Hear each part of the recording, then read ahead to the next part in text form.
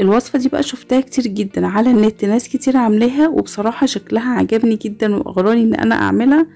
وش قلت اشوف لو وفرت معايا مبلغ حلو طبعا هعتمدها وهعملها دايما. المهم جبت كده 3 كيلو من الحليب كامل الدسم من اللبان او من اي فلاحة تكوني واثقة ان الحليب ده مليان قشطة. تمام. وهنبدأ بقى نحطه على النار عشان نغليه، بس واحنا بنغليه هنفضل نقلب فيه يا بمضرب يدوي يا بمضرب بيت كهرباء يا بهاند بلندر. المهم ان احنا نفضل نضرب كتير لحد ما نعمل فوم كده حلو زي ما احنا شايفين. بصوا الفوم ده عشان ده هيساعد قوي ان يديكي طبقة من القشطة حلوة جدا.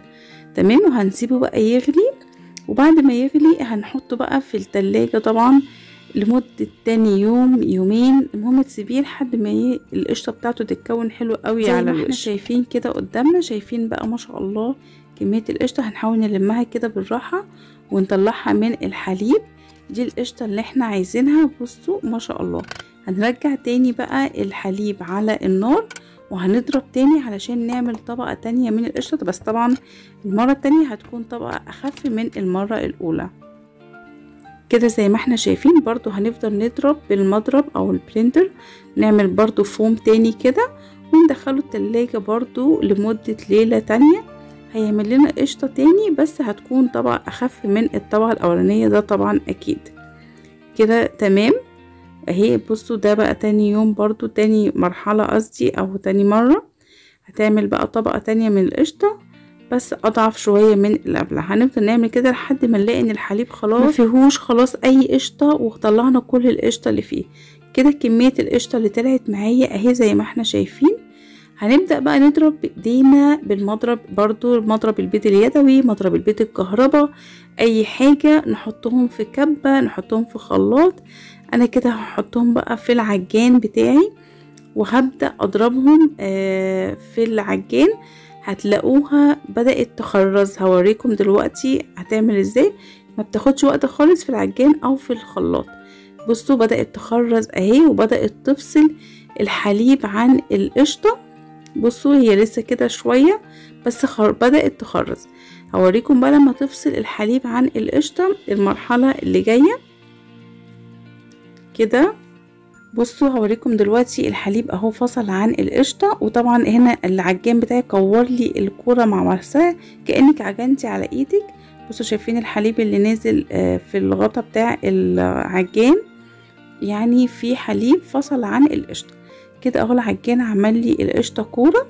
طبعا انتي في ايديكي بقى هتكوري تعملي الكوره دي تجمعيها بايديكي. تمام. وهننزل بقى اي حاجه في العجان، اي فتافيت صغيره، وكمان شويه اللبن هتنزليهم كمان. نزلي كل حاجه وبعدين تبداي بقى تمسكي بايدك قطعه القشطه اللي طلعت معاكي كوره وتعجنيها حلو قوي وتلفيها زي ما احنا شايفين قدامنا كده، ونعصرها من اي حليب فيها عايزينها صافيه خالص. هنجيب بقى كيس تلاجة. بصوا شايفينها يا جماعه زي الكريمه بالظبط، ونحطها بقى في الكيس بتاع التلاجة وندخلها الفريزر يدوبك تتماسك شوية، ونطلعها بقى وقت ما احنا عايزين نسيحها. طبعا الكمية دي عملت لي بتاع 200 جرام من الزبدة، فطبعا 3 كيلو حليب متوسط من 17 ل 20 جنيه. انا عندي هنا جايباه ب17 جنيه، فعمل لي يعني تقريبا في رينج ال50. عملت لي بتاع 200 جرام من الزبدة، فتعتبر جدا مكلفة. يعني علشان تعملي زبدة كيلو هتجيبي 5 مرات قد ال3 كيلو دول.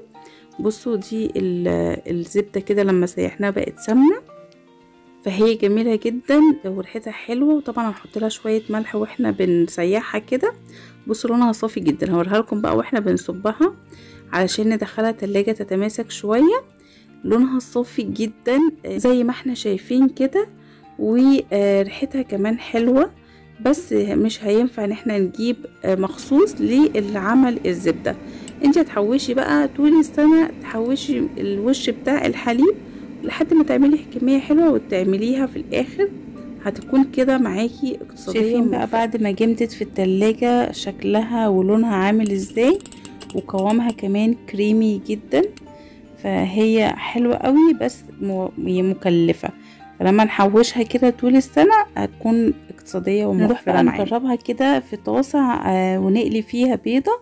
بصوا لما ساحت على النار بجد حلو طبعا جدا. الحليب اللي انا عملت بيه الفيديو ده هشيله، اعمل بيه بشاميل، هعمل بيه رز بحليب، هعمل بيه اي حاجة. المهم ان انا طبعا مش هضيعه هدر كده. وبس كده خلاص، ده كان الفيديو بتاعنا النهاردة ونورتوني. باي باي.